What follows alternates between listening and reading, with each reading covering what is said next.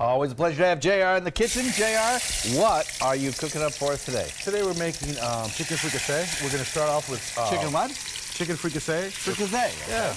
You can also make this in a crock pot, by the way. Okay. What is fricassee mean? Oh, it's like a stew. It's like a stew. Yeah, okay. yeah.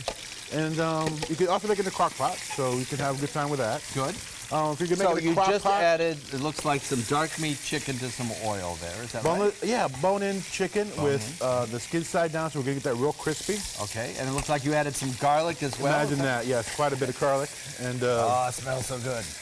next we're going to add some peppers. You can use red, green, yellow, whatever your little heart desires. I prefer the red and the yellow. There's a lot of benefits to it health-wise versus the green, particularly the bright red helps with the heart stuff. Certainly does add color, too. Certainly adds color and Nice flavor. look. A little bit of onion.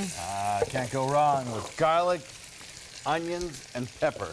You got a little chicken base here. And This we're is gonna just like a chicken stock kind of stuff? Yes. Okay. Then we're going to throw in a bay leaf, some cumin. Gives it that Spanish flavor thing. A little depth of flavor there. Yeah. Cumin. And then turmeric. And you see that in powder form, you see it in curries, you see it in all kinds of dishes. However, it does look like this. I have never actually seen Very similar to raw, ginger. like ginger. It looks like ginger. Here's another piece here that you can see. I got the Detweilers this morning. Okay, just picked it up. Oh. And it does. It looks a lot like ginger, except it's very red in color. It's similar to what the powder looks like, I guess, after you open it up. What's it look like once it... Oh, look at that. Look at It's a bright red inside. It's actually very good for anti-inflammatory. So rather than buying the stuff at the store, you can buy that and make your own anti-inflammatory. Make a tea with it or something. Tea or yes. Or you can cook with it. I prefer cooking with it. It doesn't really taste that good, so. And not something that, yes. Anyhow, you can also make this in a crock pot. Now, if you're going to use a crock pot, boneless and skinless and as much fat because you're going to get a lot of grease on it in the crock pot. But it's my sister loves making this dish at home. And she sticks it in the morning in the crock pot, has a nice day. And the kids come home. And then we add, as the magic cooking, we turn them over. And then we add our tomato product. What kind of tomato are you adding there? Just like a paste? Or? Tomato paste and tomato sauce. All right. Just to make it that, get back on there. And we're going to add the most expensive, add a little bit of juice or chicken stock, a little water, and then most people want to call it dry white wine. Actually, Cuban people like using vino seco, which is a very inexpensive cooking type thing, and then just let it soak in there. It'll simmer for a good 30 minutes after you turned it over. Let it simmer for a good 30 minutes or longer if you like. So use a dry white, don't use a sweet.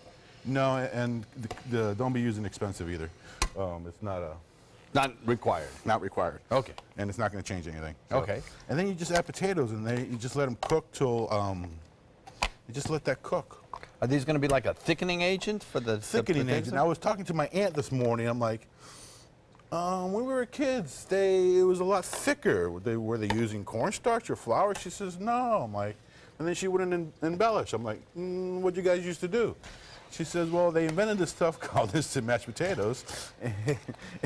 Oh, no kidding. And they would add instant mashed potatoes to it. I'm like, that's cheating. How about that? How about that? Because I was wondering, when I was a kid, I would have this dish.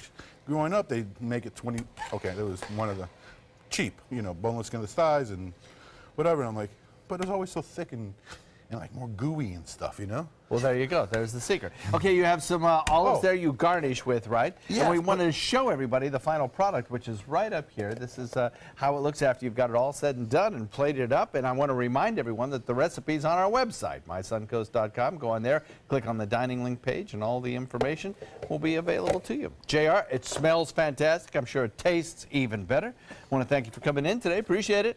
Thank you. The Old Packing House. Go check it out. We'll be right back.